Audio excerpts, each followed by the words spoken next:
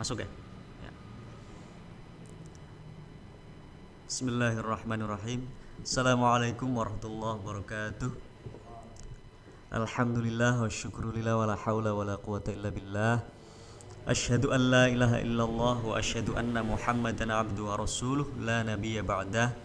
Allahumma shalli wa sallim ala sayyidina Muhammadin wa ala alihi wa sahbihi ajma'in. Amma ba'd.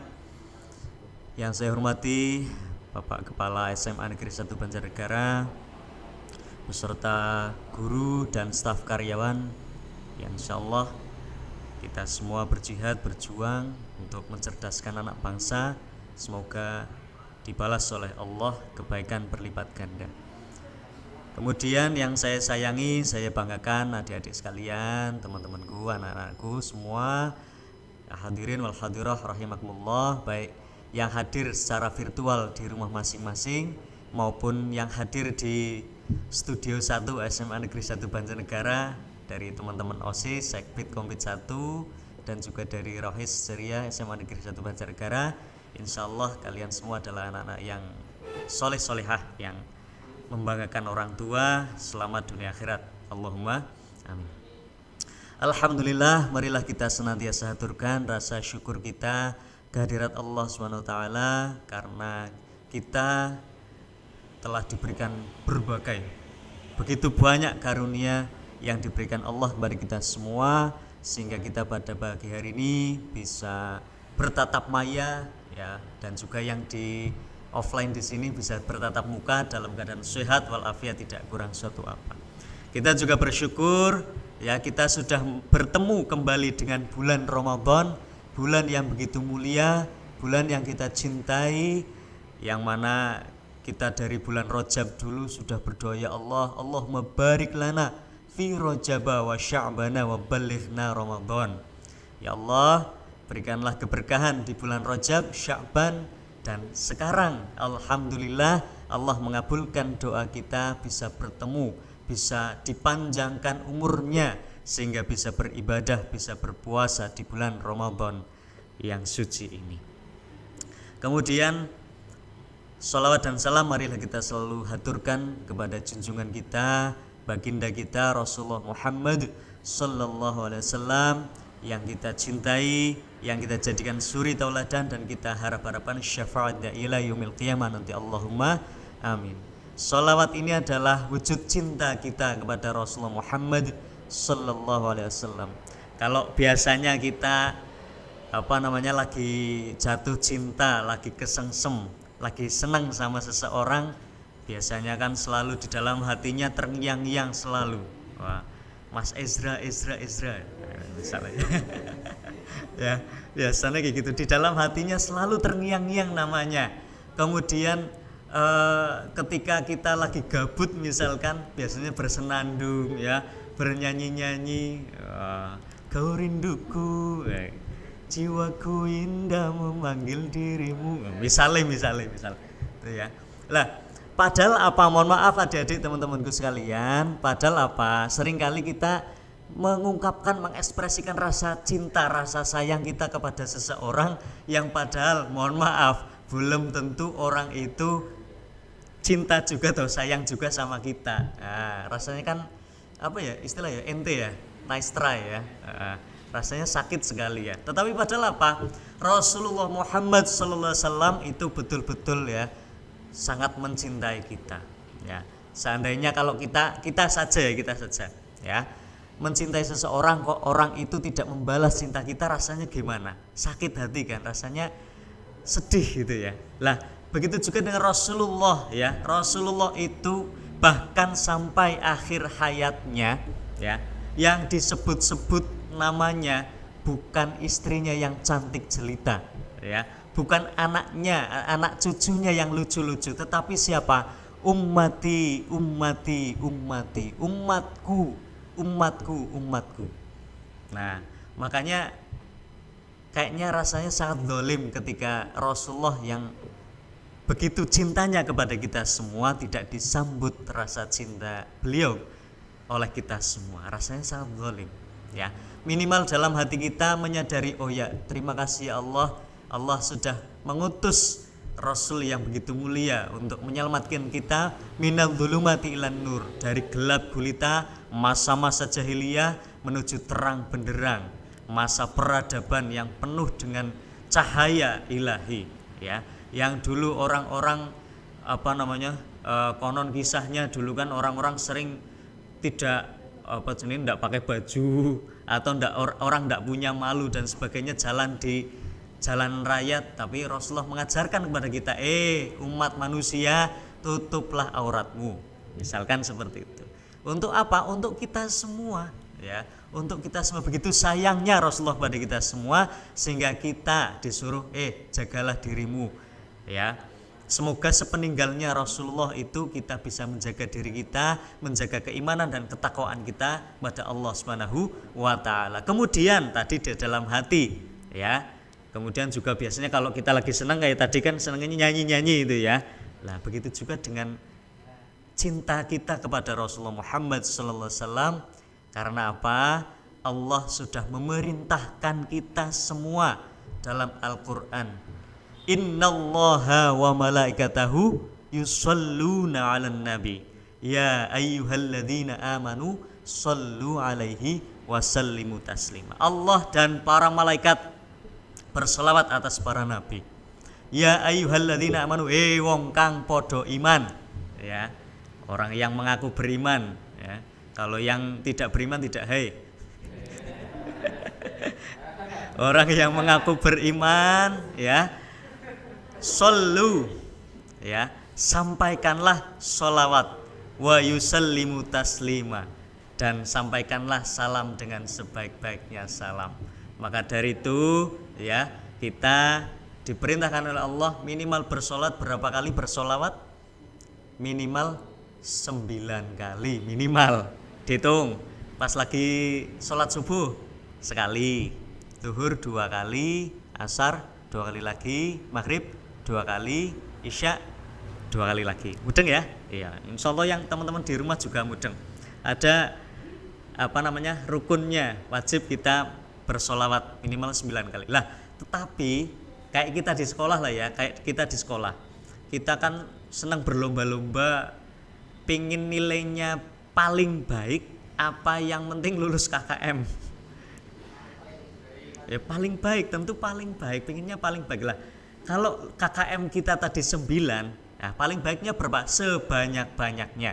Mudah-mudahan nanti kita di akhirat nanti diakui sebagai umatnya Rasulullah yang berhak mendapat syafaat, sehingga kita selamat dari api neraka, dimasukkan ke dalam surganya Allah Subhanahu wa taala. Allahumma amin.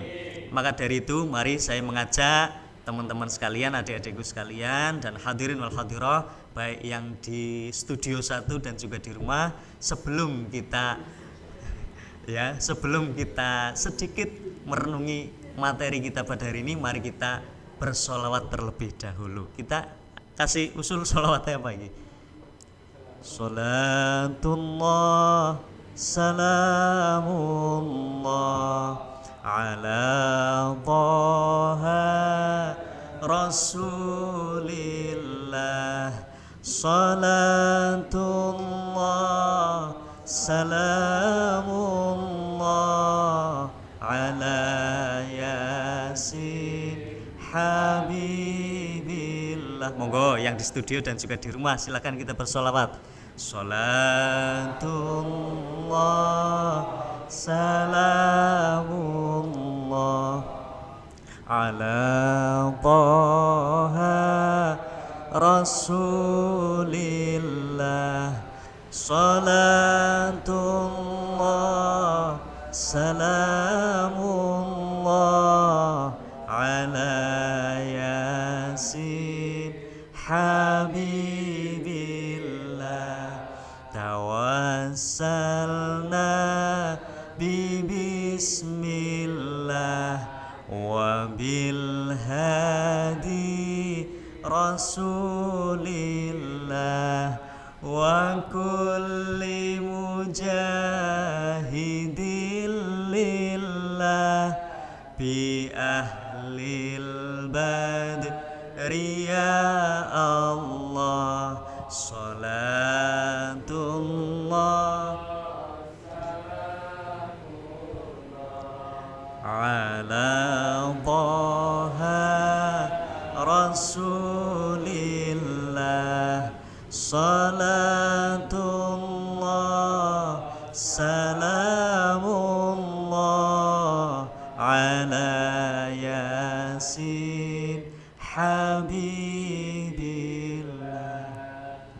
Itu ya adik-adik, teman-teman sekalian, ya. Kita seringkali nyanyi-nyanyi, merayu-rayu doi yang bisa jadi tidak sayang sama kita, ya. Tapi mari kita bersenandung. Ini insya Allah karena perintahnya Allah langsung, insya Allah senandung kita berpahala. Allahumma amin. Nah, kemudian wujud cintanya tadi hati, lisan kita bersenandung, dan juga jangan lupa ya dengan perbuatan kita mewujud rasa cinta kita kepada Rasulullah Muhammad SAW, yaitu apa? Melaksanakan perintahnya Rasulullah, perintahnya Allah, dan menjauhi larangan-larangannya Allah. Kita diperintahkan berpuasa, ayo puasa. Kita diperintahkan sholat, ayo sholat. Ya, kita diperintahkan menjauhi kita dilarang. Ya, kita disuruh menjauhi larangannya Allah. Contohnya kita disuruh menjauhi perbuatan zina, perbuatan minum minuman keras, khamr, atau perbuatan lain yang lain, mencuri misalkan, ya itu kita jauhi. Insya Allah itu adalah wujud cinta kita kepada Allah dan juga kepada Rasulullah Muhammad Sallallahu Alaihi Wasallam. Hadirin wal hadirah rahimakumullah. Pada pertemuan yang lalu, live yang kemarin, kita sudah banyak belajar dengan Pak Farhan kemarin terkait dengan ketentuan-ketentuan puasa. Nah, selanjutnya pada kesempatan kali ini bersama saya, insya Allah nanti sedikit saja, insya Allah kita sedikit merenungi. Kemarin kita sudah tahu ketentuan puasa kayak gini, harus seperti ini dan sebagainya. Nah, sekarang coba kita sedikit demi sedikit merenungi apa sih sebenarnya hakikat puasa. Buat apa puasa kita, ya? Mudah-mudahan nanti bisa mendapatkan manfaatnya di dalam pertemuan tatap muka ini. Baik teman-teman sekalian, hadirin dan hadirah, sebelum kita menilik sedikit saja tentang hakikat puasa, saya mau tanya dulu, terutama yang di studio ini, ya. Kemarin puasanya mulai tanggal berapa? Mulai tanggal 23. Iya, kemarin 23. Mulai tanggal 23. Teman-teman yang di rumah juga setuju ya? Kemarin delala bareng ya? Iya. Delala bareng ya tanggal 23. Iya. Terus saya mau tanya lagi. Nanti kira-kira kan ada yang sudah pengumuman ya? Sudah ada yang pengumuman ya? Yang lebarannya besok tanggal berapa, teman-teman sekalian? Lebarannya Idul Fitri tanggal berapa? Ada yang pengumuman kemarin kan ya, tanggal berapa? 22 atau 23? 22 ya, mungkin 22 atau 23 ya, mohon maaf agak lupa itu ya. Oke, baik teman-teman sekalian, dalam kesempatan ini saya ingin mengedukasi sedikit ya. Tadi yang kamu katakan tadi puasa tanggal 23 mulainya, mohon maaf, salah. Mohon maaf, salah besar. Umat Islam itu tidak melaksanakan puasa tanggal 23. Terus kemudian tadi lebaran itu umat Islam tidak ada yang melaksanakan Idul Fitri tanggal 22 atau 23. Salah. Salah mana? Ya. Yang betul apa? Umat Islam melaksanakan puasa tanggal 1 Ramadan. Tadi yang jawab tanggal 1 betul itu ya. Tanggal 1 Ramadan.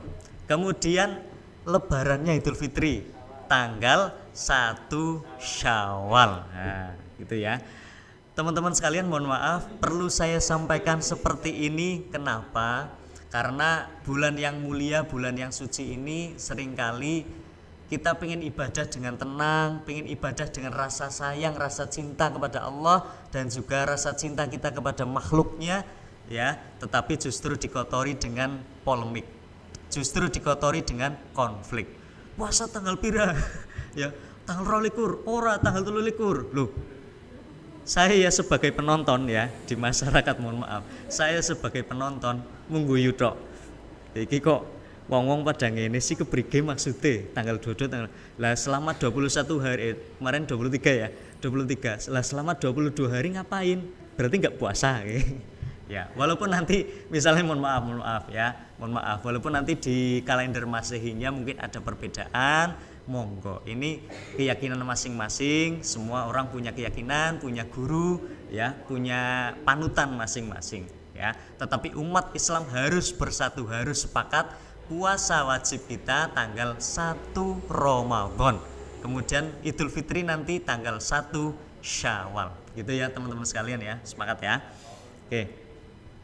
Baik teman-teman sekalian, pada kesempatan ini mari kita merenungi sedikit tentang puasa kita, ya. Karena apa? Jangan sampai puasa kita sia-sia, ya.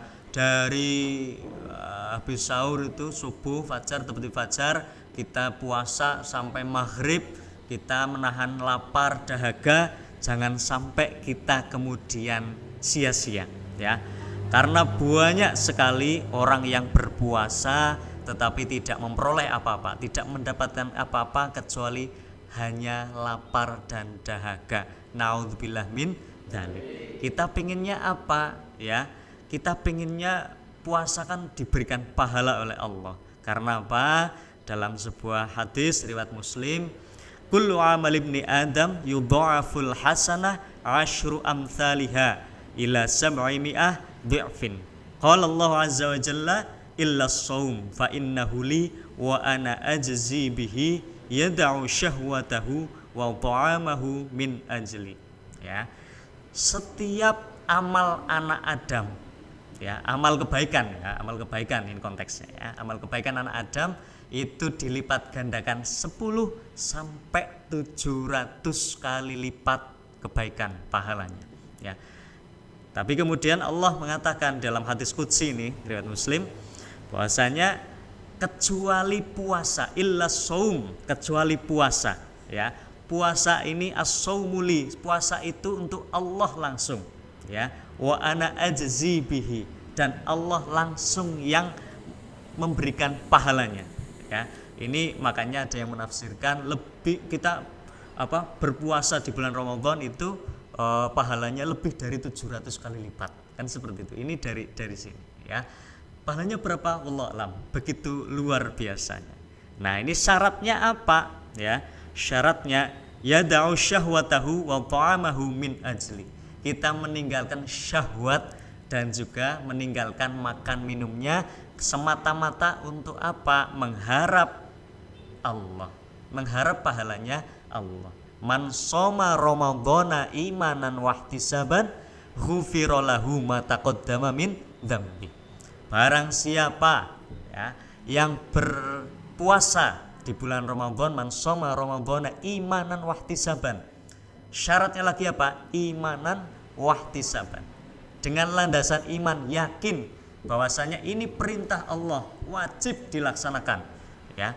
Iman, yakin bahwasanya Allah akan membalas, mengganjar kebaikan, mengganjar pahala dari puasa kita. Wahtisaban, dan semata-mata mengharap ridho, semata-mata mengharap pahala dari Allah Subhanahu wa taala, tidak mengharap yang lain, ya. Tidak mengharap, mohon maaf, ini kadang-kadang kita naudzubillah min dzalik, ya, puasa biar dicap, harapannya ya dicap sebagai anak soleh, ya. Atau kemudian kadang-kadang yang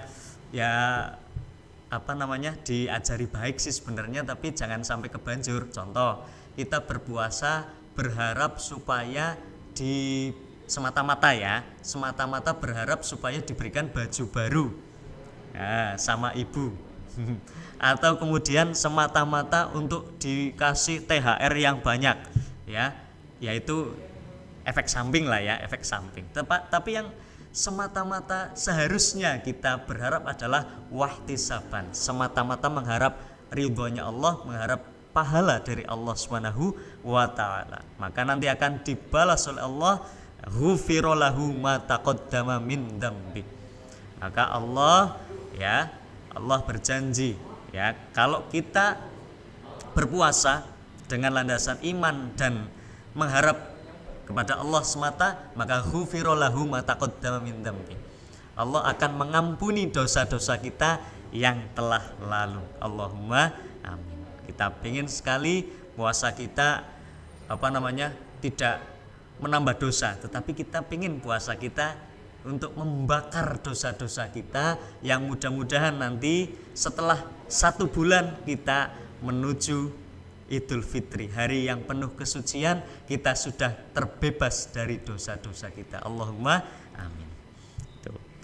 Nah, kembali kepada makna puasa, kembali kepada hakikat puasa. Dulu waktu saya kecil ada lagu, ada nyanyian dari Bimbo, ya. Ada anak bertanya pada bapaknya, buat apa berlapar-lapar puasa. Ada yang pernah dengar? Teman-teman ada yang pernah dengar? Ada ya? Kalau nggak pernah berarti saya terlalu tua ini. Ya. Ada anak bertanya pada bapaknya, buat apa sih berlapar-lapar puasa? Saya puasa. Ya, lapar buat apa sebenarnya? Nah, terus di syairnya itu mengatakan puasa itu mengajarkan kita untuk rendah hati selalu. Ya, rendah hati selalu. Kita sebagai rasa syukur kita kepada Allah. Ya Allah, terima kasih saya sudah diberikan makanan, saya bisa makan. Banyak teman-teman kita di luar sana, di belahan bumi yang lain, ya, cari makan susah. Jangankan cari makan, ya. Contoh di Afrika, ya, kita pernah lihat informasinya, kita di Afrika itu mencari air saja susah, untuk minum saja susah. Lah kita, ya, sombong sekali makan, minum, ya. Kadang-kadang kita makan banyak banget di kantin itu, temannya nggak dikasih misalnya. Cuma ngiwi-ngiwi tok, ya. Tetapi justru ini di bulan puasa ini kita berpuasa, ya. Coba rasakanlah sebentar tok, setengah hari lah, ya. Sebentar tok. Bukan setengah hari, ding. Berapa ya? Dari jam tanggal 5 sampai jam 6 ya, 12-14 jam lah kurang lebih, ya. Kita sebentar tok merasakan bagaimana rasanya nggak punya makanan. Begitu susahnya, ya. Oh ya, dengan itu harapannya apa? Ketika kita berbuka, alhamdulillah, bersyukur kepada Allah, ya, saya masih bisa diberi makan oleh Allah. Terima kasih ya Allah. Kita tundukkan hawa nafsu kita tundukkan kesombongan kita, ya. Dalam kitab Durratun Nasihin ada kisah ini menarik sekali tentang akal dan nafsu. Suatu ketika pada zaman dahulu Allah menciptakan akal dan nafsu yang nantinya akan diinstal kepada Nabi Adam, ya. Itu kemudian dites dulu, diuji dulu. Biasanya kalau bikin sesuatu kan dites dulu, ya, udah layak atau belum. Nah, ini dites dulu, dicoba. Akal ini sudah diciptakan, kemudian ditanyai oleh Allah, akal, siapa kamu dan siapa saya? Lalu akal seketika menjawab, aku adalah hambamu ya Allah, dan engkau adalah Tuhanku. Nah, lulus langsung. Tetapi berbeda dengan nafsu, ya. Nafsu ditanya oleh Allah, nafsu, siapa kamu dan siapa saya? Kemudian nafsu menjawab, aku yo aku, panjenengan gue, panjenengan, aku saya, engkau ya engkau. Wah, ora dadi. Nah, kemudian Allah memasukkannya ke dalam neraka 100 tahun. Bukan ada perubahan, ya. Kemudian dikeluarkan lagi setelah 100 tahun, ditanyai lagi nafsu, nafsu, siapa kamu dan siapa saya? Masih jawab, aku yo aku, jenengan yo jenengan. Masukkan lagi ke neraka 100 tahun, dikeluarkan lagi, ajik kayak gitu. Nah, tapi kemudian tes yang ketiga, diberikan ujian lapar dan dahaga, barulah menyerah nafsu ini, ya. Barulah nafsu mengatakan, nggih, saya adalah hambamu ya Allah dan engkau adalah Tuhanku. Nah, ini hikmahnya apa di sini? Ternyata dengan lapar dan dahaga ini harapannya adalah kita menundukkan hawa nafsu kita. Karena apa? Manusia yang terkuat, orang yang paling kuat itu bukan orang yang juara MMA, bukan juara tinju dan sebagainya, tetapi apa? Yang mampu mengendalikan hawa nafsunya, yang mampu mengendalikan dirinya, ya. Karena dalam hadis dikatakan juga as-shaumu junnah, ya.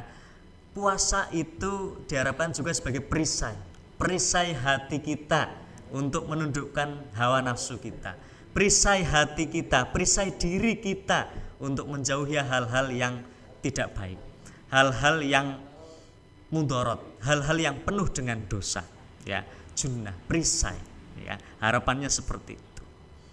Nah, adik-adik sekalian, teman-teman sekalian yang saya cintai, ya, puasa ini selain menundukkan hawa nafsu ini, harapannya adalah juga menundukkan lisan, ya.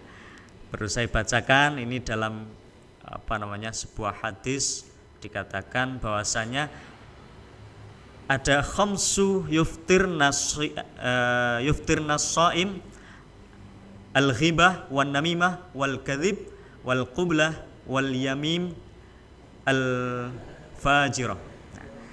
Ada 5 hal yang merusak, yang menutup pahala kita dalam berpuasa. Ada 5 hal.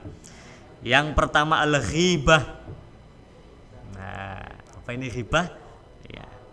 Ya ngerasani, ya gerendengi wong, lagi puasa tapi gerendengi wong. Kemudian apa? Wan namimah, mengadu domba. Lah ini hati-hati teman-teman. Kita di dunia pendidikan jangan sampai kita ikut arus yang enggak baik. Menjelang tahun politik, okelah, banyak kontestan politik nanti akan berlomba-lomba dalam kebaikan. Tetapi jangan sampai lomba dalam kebaikan ini justru mengadu domba rakyat Indonesia. Jangan sampai mengadu domba masyarakat di lingkungan kita, ya. Jangan sampai. Ini di petuahnya Rasulullah ini termasuk juga merusak, termasuk menghentikan, memutus pahala kita dalam berpuasa, mengadu domba. Wal kadzib, berkata dusta. Nah, kemudian apa? Wal qublah ai an-nadharu bisyahwat, ya, melihat sesuatu. Ini teman-teman sekalian, catatan ini, ya, yang merusak pahala puasa. Melihat sesuatu atau melihat orang lain bisyahwat, dengan syahwat, hawa nafsu. Hati-hati ini. Hati-hati teman-teman sekalian yang masih puber ini, remaja, ya. Dan yang terakhir, yang kelima adalah sumpah palsu. Ini memutus pahala pahala puasa kita, ya. Kemudian ini kurang berapa menit? Oh ya, bentar lagi. Oke. Dan juga saya sampaikan lagi, ini menarik sekali, ada kisah dalam Wasiatul Mustafa suatu ketika, ya, zamannya Nabi, zamannya Rasulullah Muhammad SAW, ada 2 wanita. Nah, ini mohon maaf, ini biasanya kalau cerita-cerita nggak baik zamannya Rasul itu biasanya cewek ini. Mohon maaf sekali, bukan menyinggung, bukan anti feminisme, ya, tetapi ini sebagai contoh aja, ya. Suatu ketika ada 2 wanita yang mana pada saat itu sedang puasa, ya, dari pagi sampai sore puasa. Tetapi pada suatu ketika itu enggak kuat, bener-bener enggak kuat, dan kayaknya harus buka, harus makan. Kemudian sahabat mengantarkan 2 wanita ini kepada Rasulullah, minta izin, ya Rasulullah, izin untuk si 2 wanita ini berbuka puasa, ya. Kemudian oleh Rasulullah kemudian apa? Belum diizinkan berbuka puasa, tetapi justru dikasih 2 mangkok besar. Wah, dikasih 2 mangkok besar. Nah, ini kemudian terheran-heran, mangkoknya kosong, bukan mangkok diisi Indomie, bukan mangkok diisi nasi dan sebagainya, bukan. Tapi 2 mangkok besar yang kosong. Nah, kemudian kepada 2 wanita ini dikatakan oleh Rasulullah, wahai wanita, wahai fulanah, ya, muntahkan apa yang kamu makan. Sekali lagi, muntahkan apa yang kamu makan. Nah, sahabat terheran-heran, loh, ini wanita ini sedang puasa, tapi kok disuruh oleh Rasulullah memuntahkan apa yang dia makan, ya. Kemudian seketika, ya, setelah Rasulullah menyuruh memuntahkan yang isi perutnya, kemudian si wanita ini, 2 wanita ini seketika memuntahkan daging dan darah busuk. Nah, kemudian tambah terheran-heran sahabat ini. Lah, kemudian setelah selesai muntah-muntah, ya, kemudian baru Rasulullah menjelaskan, si wanita ini tadi memang puasa, ya. Satu wanita tadi berpuasa, kemudian mendatangi wanita yang lain. Nah, kemudian apa yang dilakukan ketika puasa itu? Ghibah, ngerasani wong. Nah, ini kemudian memuntahkan darah dan daging busuk, ya. Makanya kita ingat, ya, ketika kita ngerasani orang, ya, ketika kita ghibah, kita memfitnah orang, di dalam Al-Qur'an kan kita ingat ya, itu seperti halnya kita memakan bangkai daging saudara kita sendiri, maita akhihi au karihtumuh ya, atau bahkan lebih hina daripada itu. Naudzubillah min dzalik. Maka dari itu teman-teman sekalian, hadirin wa hadirah rahimakumullah, mari kita berpuasa sesuai dengan ketentuan yang ada, ketentuan yang sudah diajarkan oleh guru-guru kita. Tambah lagi, mari kita esensi puasa, hikmah atau hakikat puasa kita tidak hanya menahan hawa, hanya menahan lapar dan dahaga, tetapi menahan hati kita dari hal-hal yang tidak baik, menahan hawa nafsu kita, menahan lisan kita dari ngerendengi orang, dari mengadu domba dan lain sebagainya, juga menahan perbuatan kita dari hal-hal yang merugikan diri sendiri maupun orang lain. Begitu, mudah-mudahan sedikit yang saya sampaikan pada hari ini bisa bermanfaat ya, bisa mendapatkan hikmah sehingga kita bisa melaksanakannya dengan istiqomah. Dan jika ada kesalahan 1, 2 atau banyak kesalahan yang saya sampaikan, itu datang dari diri saya sendiri ya. Oleh karena itu saya mohon maaf yang sebesar-besarnya dan terima kasih atas kesempatannya. Akhirul kalam, tsumma astaghfirullahaladzim. Wassalamualaikum warahmatullahi wabarakatuh.